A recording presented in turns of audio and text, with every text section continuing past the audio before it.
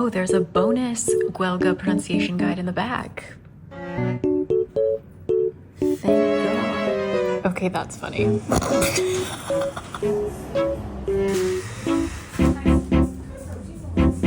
Hi everyone, a new setting coming to you from my hotel room in Dublin. I've been here for 10-ish days, I think. Yeah. Today's our 10th day. And we've like done everything we want to do. Now we're doing slow days, trying to feel like locals.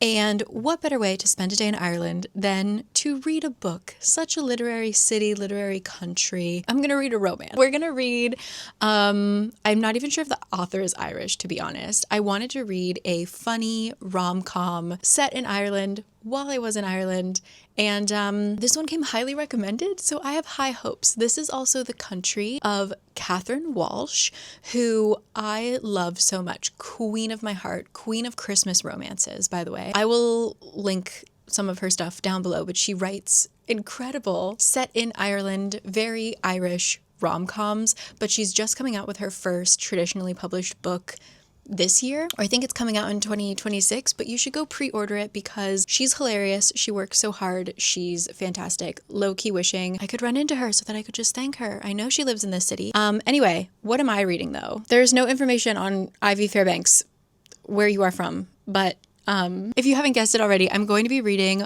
Morbidly Yours. Let me read you the Goodreads. This is a series called Love in Galway, which I just got back from. So this is called Morbidly Yours by Ivy Fairbanks. It has 34,059 ratings and it's sitting at a 3.9, which I think is safe for a romance. Okay, it could go either way. Kurt is next to me. I'm going to try and be normal while I read this. Okay. Callum Flannelly would rather dive into an open grave than take a stranger to dinner and a movie. But he can only inherit the family undertaking business and carry on their legacy under one condition. He must marry before his 35th birthday. So it's out of the mortuary and into the dating scene. Lark Thompson would rather get crushed by a falling anvil than stay next to a funeral home during her stay in Galway, Ireland. Oh no. The vivacious American cartoon creator and animator came here to embrace life, not be reminded of losing her husband. Oh, that sentence went everywhere. Oh no. When Lark learns of Callum's dilemma and aversion to marrying out of necessity rather than love, she agrees to help the introverted mortician. Although sworn off love herself, she's optimistic that Callum can find the one and secure his inheritance. But as the dating project progresses and their friendship grows, so does a mutual attraction. The more time she spends with serious, sarcastic Callum, the more she dreads finding him a match. And the more disastrous dates he endures, the more he dreads Lark's imminent return to the States. If they think it's possible to ignore their connection, they're dead wrong. Okay, that's a lot to unpack. I'm not sure about that. So we're going to try and read that today. What is this? Is this Irish? Because I would really like to... Okay, no, it isn't. That's okay. Too good to be true. I always end up finding more books when I'm trying to read these stupid things on Goodreads. Anyway, so we're going to head out. We got to hit a cafe, walk around. It's a gloomy, gloomy day. Gonna read Morbidly Yours. My Kindle is charging, so I can't read you the first line. Off we go. Okay, wait, I got the goods before we head out. What am I looking at? Okay, this book is 351 pages, and there's an author's note. Okay? Morbidly Yours is a celebration of love, healing, and finding a balance between the light and the dark. While optimistic and humorous, both characters navigate grief throughout, including the past, off-the-page death of a spouse, and the loss of an elderly friend. The story also contains brief but honest depictions of caring for the departed in a funeral home. If you are sensitive to these themes, please be mindful. There's also a translation guide for Irish/Guelga pronunciation, so we have no excuse. Oh my gosh. Okay, so it's dual POV, and here's how it starts. I feel like I have to read more than just the first sentence to give us context because I'm confused. Here we go. Chapter 1 starts with our girl, Lark. 5 body bags, adult size. I blinked and fumbled the box cutter I'd been using. What the hell? I looked around, hoping to find an answer in the haphazard stacks of boxes that surrounded me, but no. Just me and the few belongings I deemed irreplaceable enough to make the transatlantic trip. It was amazing, really, how little made up a life.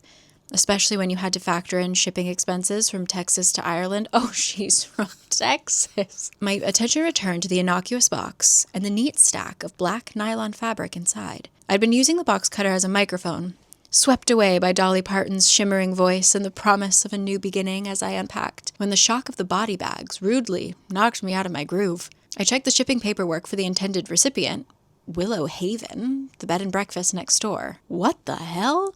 Oh, so she gets an incorrect package. Okay. She didn't order the body bags. That's good to know. I think we're going to head to Books Upstairs first because I've tried twice to go to their cafe and there haven't been seats or it closed earlier than I thought it did. So we're going to try to go there. And then I have a bookstore on the other side of town that I want to visit. It's the one that I haven't hit yet. So it's just going to be like a bookish day. We're going to bop around. We're going to be on a bus. We're going to be, if you're interested in my Ireland content though, I think I've already posted at least one vlog. I'll link it down below, but it's on my vloggy travel channel. So, all right. Welcome to Dublin. Even though this takes place in Galway, I was just in Galway. I heard this one makes you cry. So let's go cry in public as usual. Bye.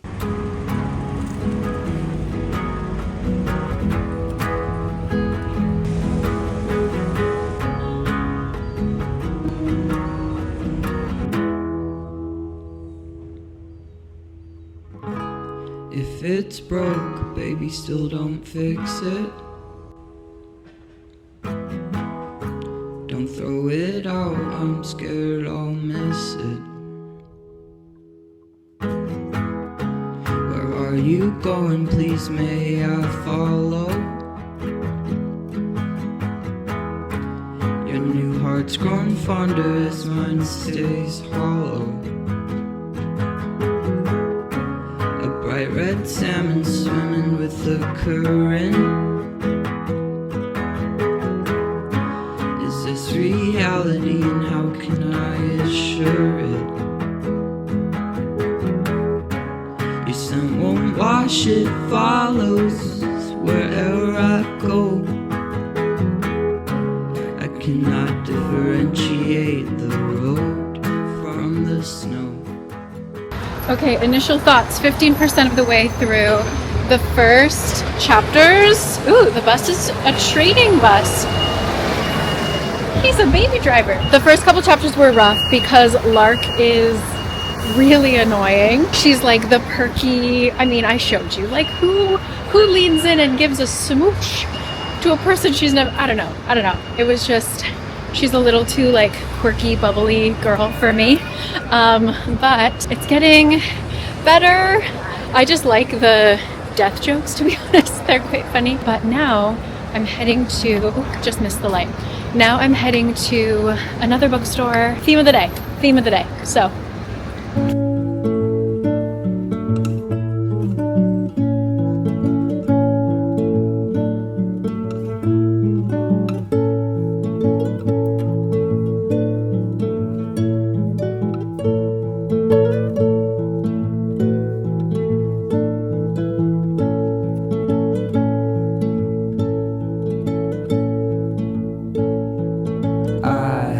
Spent far too much time in bed, and I'm sick of wondering if I'm alive or dead. A pile of autumn leaves laying on the pillow. I look through the curtains, then fly out your window.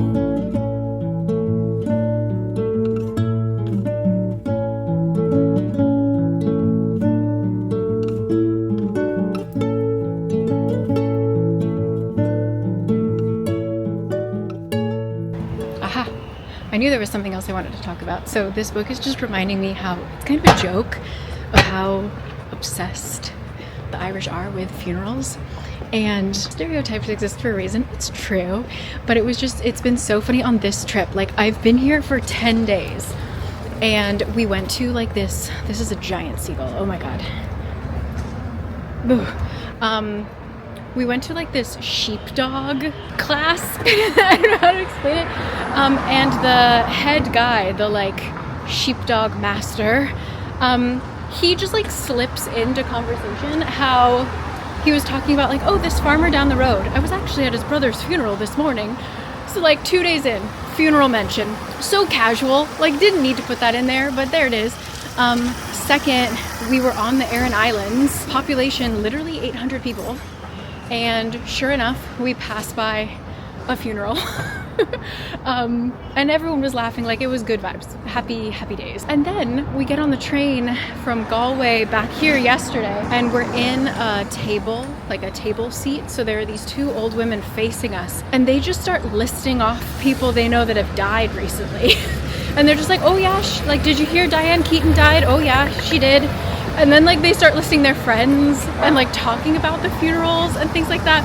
It was just, it's so interesting, let's just say. But so to read a book about a mortician and have it be a lot of like funeral jokes and death jokes, I just feel like it's very on brand. So anyway, also how funny was that to see that he like made a joke about the hookers, like, oh, let's go to the canal and look at the hookers.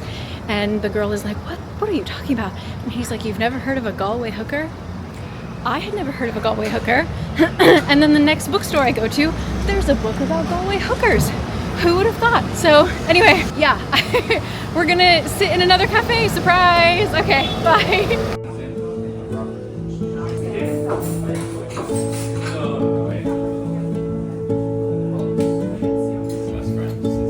Your words keep racing through my mind. I've heard future after future, time after time. Now I am lost and I'm running through infinite pages of nameless names and found faces.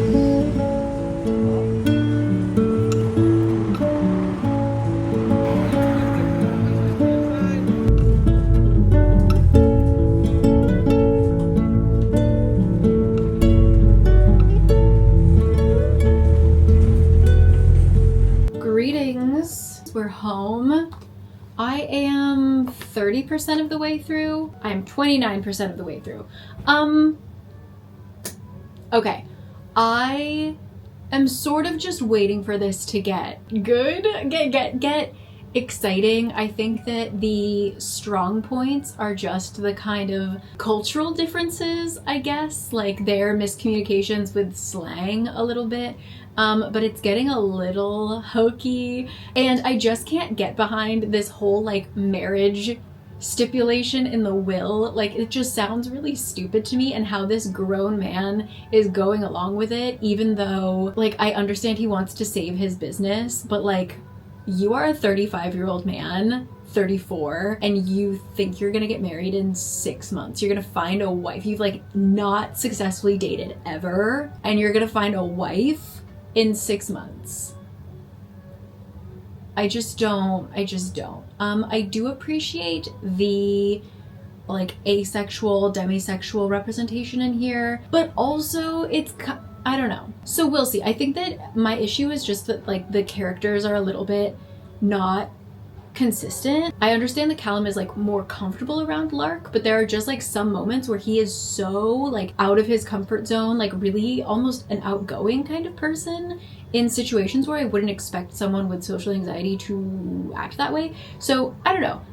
I hope it will get better, because there are like, she's setting up things that will become issues in the future, and I'm excited for that. I also know there's already miscommunication because she deleted an email from someone without even reading it, and I know that that email was an apology. Like, that's so stupid. But anyway, so there are like a lot of things being laid out for potentially interesting plot points to come, so I'm holding out hope. I don't hate it, it just, I'm waiting for it, you know? So that is 30%. And I have a little bit of work to do. I have a meeting, so I'm gonna log off for a bit, but I will catch you with further updates. That yogurt bowl, 2 pups, nobody lied. Everyone said it was great. Nobody lied. All right. Catch you later.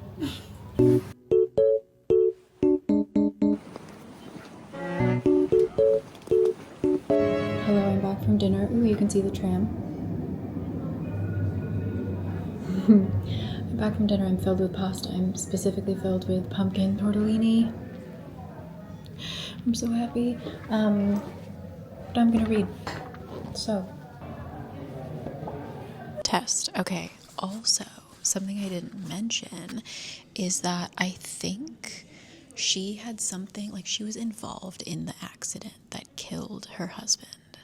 Her husband died very suddenly, and it seems like she believes that she had some hand in it, and it seems like his family also thinks that she had a hand in it, which is interesting. So that's why she hasn't told anybody her husband is dead. She wants to have like a clean slate. And so whenever he asks like, who is this Reese that you talk about? Who is this, like, your ex? And she just says like, it ended badly, which I feel like is going to come up later. She also has big commitment issues. She doesn't want kids, and she doesn't want a pet because she feels like she's a flight risk at all times. And she doesn't want to get married again because she said she, quote, wasn't a good wife.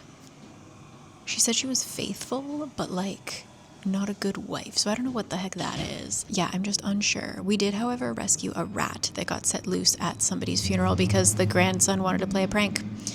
So now there's a rat named Harriet Houdini. Like, it's just a little much, this whole, like, you need a wife thing. Also, he just went on a date with someone who is a single mother, and she had a baby, and so she, like, wanted her little girl to call him daddy on the first date. I just, like, a lot of these characters do not feel real. Okay, we get answers. So apparently she was, like, really into her work, and her husband told her that like he was unhappy and he like whatever, blah blah blah, and so she got mad at him, and during the fight he left to cool down, drove off, and she called him to be like, oh my god, I'm so sorry, you're so right, I was prioritizing my work, and he got in an accident. Why did I just get a sudden premonition that Maeve, the cute older woman that they are befriending, why do I think she's gonna die? I'm also 44% of the way through, and I just downloaded the one Catherine Walsh that I haven't read. I have two actually that I haven't read because I like keep them for when I really need her, and I really need her. So we're gonna read another Irish rom-com after this one because I have a feeling this one isn't gonna do it. So I gotta give you a good one, and I know Catherine's gonna come through. So anyway, yeah, my main complaint with this is that these are not real people. He like full-on confesses his love for Lark to Saoirse, the girl he's trying to date, and he had like, again, this like super socially anxious person who can't get a sentence out, and maybe like this is the fit, like the whole point is that he's able to like fully express his love for Lark easily, is loud and proud about how he is like obsessively in love with Lark, and she's the greatest person on earth, and like he would never be bored even if he spent 1,000,000 years with her. And Saoirse's just standing there after she just kissed him on the dance floor. Like, okay, dude, like, okay. Oh no. So I said I was enjoying the dark humor, the death jokes. Well, they brought them into the bedroom, and I'm no longer enjoying it. So they've decided that they need to sleep with each other once to get it out of their system. Lark's words. She says, wait, where did it go? Where did it go? So they start off with like dirty Irish language lessons. She starts asking him like, how do you say this? How do you say that? Okay. She, let's just say, unleashes him. All right. And she says, who knew the Reaper had such a pretty scythe? And he says, what did you just call my penis? Yeah, we're at 60%. We're at 58%. I'm having a rough time, guys. I'm having a really rough time. Okay, that's funny. Get me out of here. Get me out of here. Your friendly neighborhood psychic, Cari, is here to figure out the rest of this plot. So I'm at 61%. I'm at chapter 32. It was mentioned that if Callum can find a private investor, he would be able to buy out and save his business without the whole having to get married kind of thing. The woman I said who's gonna die, Maeve, she's going to be the private investor. She's going to leave them all the money in the will. There it is. That's the book. So they're not going to be forced to get married, but they're going to fall in love and take their sweet ass time. And that's that. Calling it on page 209. Thank you. Oops, that's not me. I was like, why can't I see myself? Hi. So we're almost done with this book.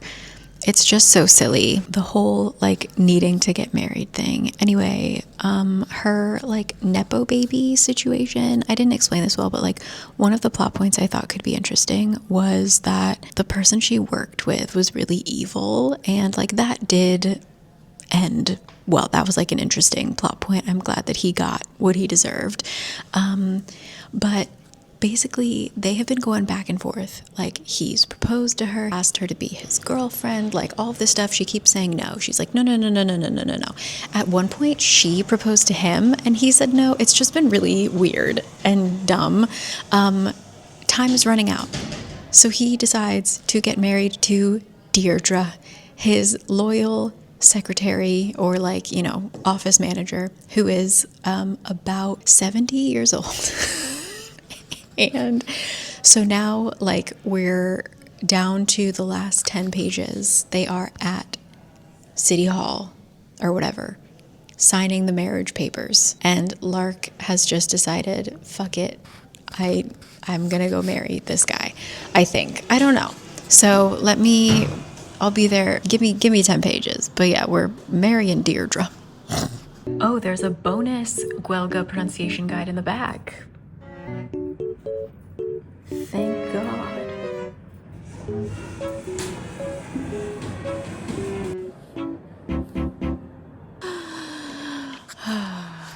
Oh no. Oh no.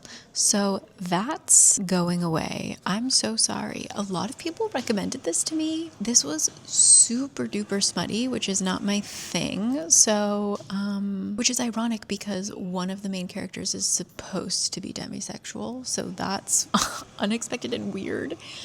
Anyway, let me get this off of my Kindle. Thank you very much. Remove. Yeah, that was an odd experience. It didn't even really talk so much about grief, like as much as I kind of thought it would.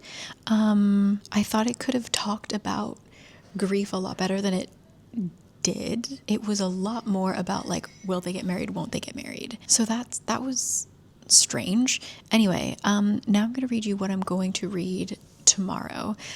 This is The Matchmaker by Catherine Walsh, my girl. I don't have it pulled up on Goodreads right now, so I'll tell you the rating in a second. But here we go. Are you ready? Katie has barely ever left her tiny Irish village of Inishbon.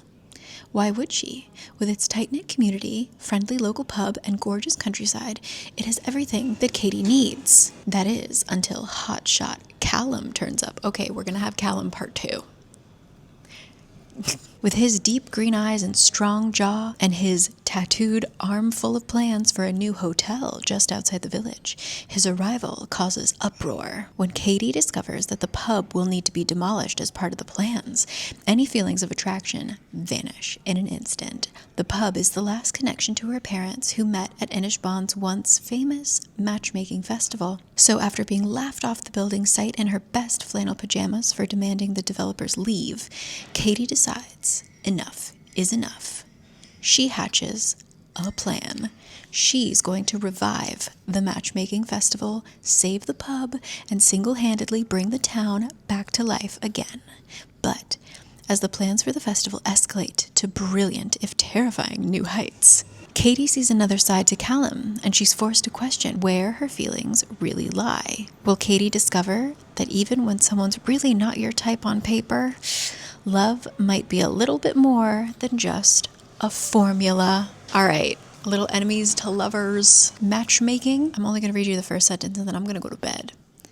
The first sentence, chapter 1, says, I wake at precisely 3 minutes past 7 to the sound of the world exploding. Love you, Catherine. All right. Good night, lovely people.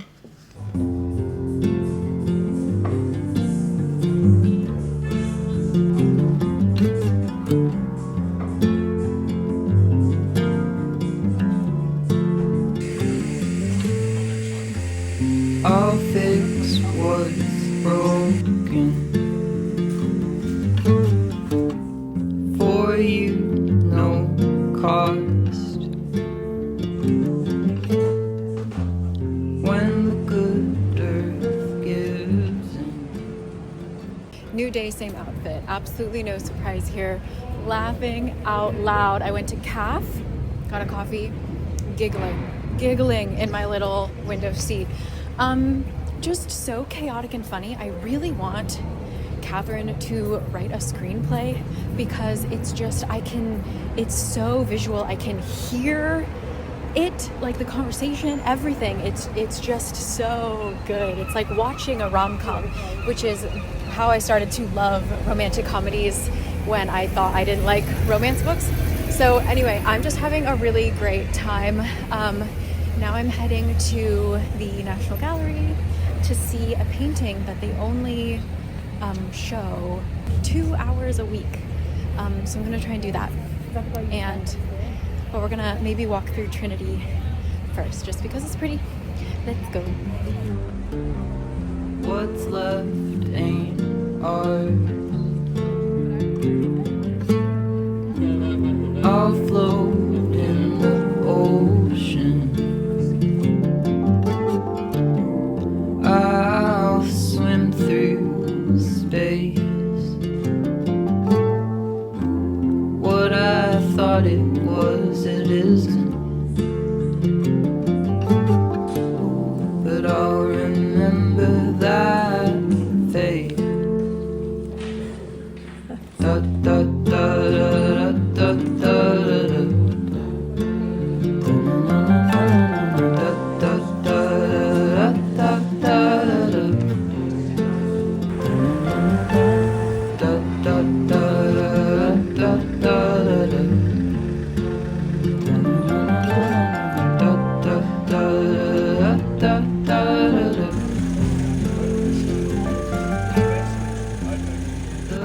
Okay, I'm about 34% of the way through, 100-something pages, and here's the thing I love about Catherine Walsh books is that we have only had 3 scenes with Callum, maybe 4 at this point, because even though it's a romance, she puts so much work into the story, the side characters, especially our main character. So I'm just having the best time, and the romance hasn't even really started yet. It's just, guys, get on it. So the good thing is the book's really good. The bad thing is it makes me just want to sit around and read, but we've got stuff to do. So we're going to the Museum of Literature. Off we go. We got to cut through the park. So, yay.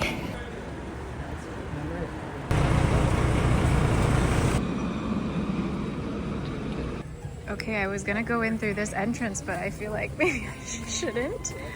No. I will be taking a detour. Not going according to plan. Some things I just won't understand.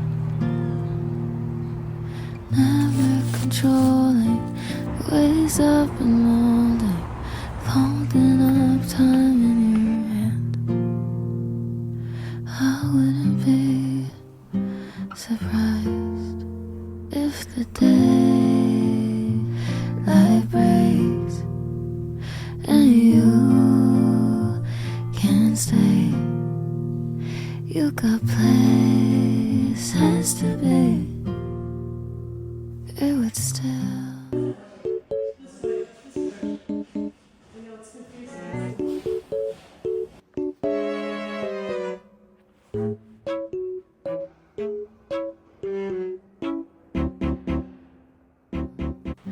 Be enough for me.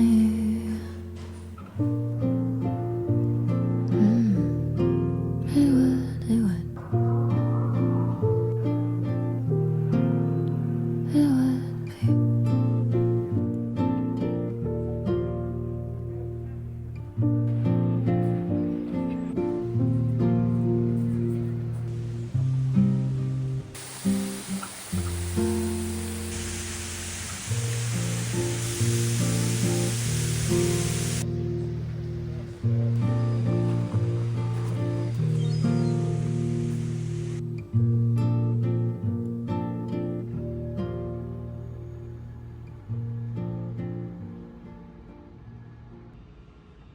Hi there.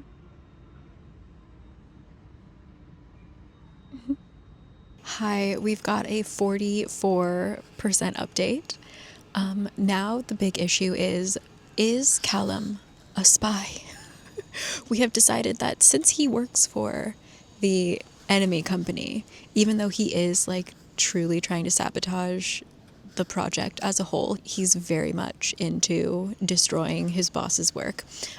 We are now worried that perhaps he's a spy and perhaps he is playing our girl Katie. And I just think it's so funny that like that is what they jump to. One of the characters is like, this is not the Cold War. This is rural Ireland. But there's no logic in these books. So now, yeah, everyone is concerned that Callum is a spy. But the side characters, it's just so heartwarming. Like, I love all of these characters. I wish them so much happiness. Like, the fact that the side character of, like, the owner of the pub, I care so deeply about his story and what's going to happen to him. It's just such a mark of excellent writing. Like, the previous book that I read, I couldn't tell you, like, Maeve, her whole thing is, like, she's an elderly lesbian. And that's her whole personality. She has a motorbike. And that's kind of her whole personality, and she dies. Like, sorry. But, like, I didn't really feel anything for her. But with Adam, this owner of the pub, like, I'm so attached to what's going to happen to him. So I'm just very happy that I chose to read another book so that I didn't end on such a kind of meh note. I'm just very happy about this.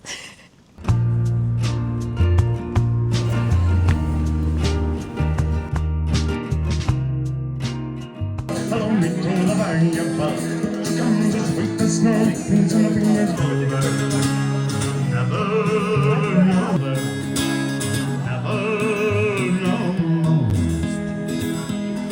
All right, sad verse. Now let's make this one count.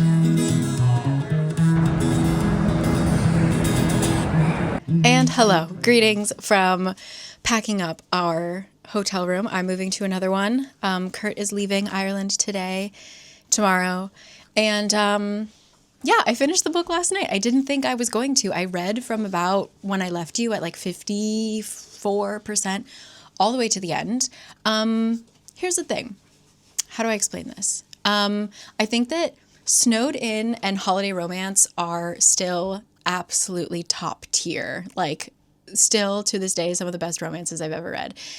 With Matchmaker, I think that it's a really, really solid romance. I did really enjoy it, but I think that it's a little bit more, like, I was more interested in all of the other characters, and we did get satisfying endings to all of our side characters, but in case you're waiting, you're the kind of person that is like, I want the very last page to be like this sweeping love confession kind of thing.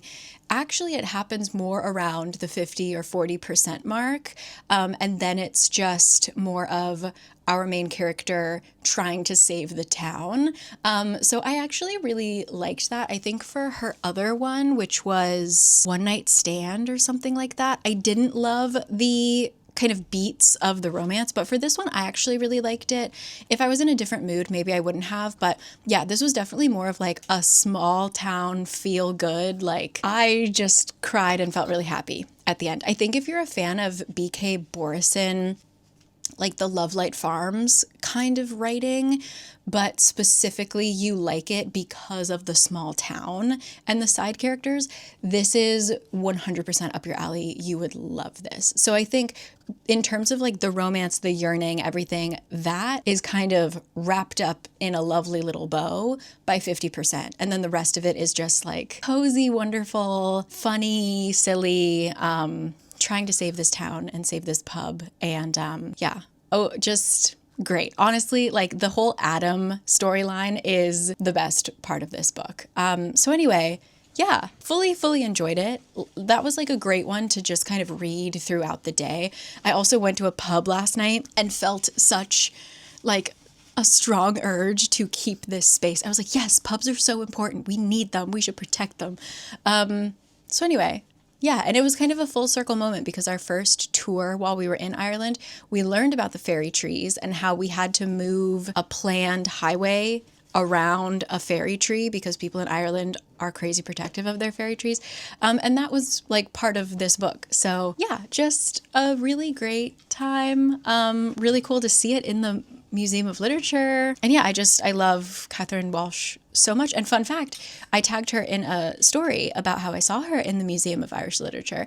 And she said she actually finished writing Holiday Romance in the cafe in the basement over a glass of wine. So if you want to go eat there, be in the presence of greatness, you can do that. So anyway, I have to finish packing, and we're heading out of Dublin tomorrow. So I still have so much more time in Ireland, and I'm really excited. But yeah, thank you for joining me on this little journey. I still cannot believe some of the things that I read in Morbidly Yours. And I still say, actually, like, grief was weirdly described better in this book, in The Matchmaker, than it was in Morbidly Yours, when Morbidly Yours, the whole point of the story is about grief. I have so many things I could say about Morbidly Yours, but it was not for me.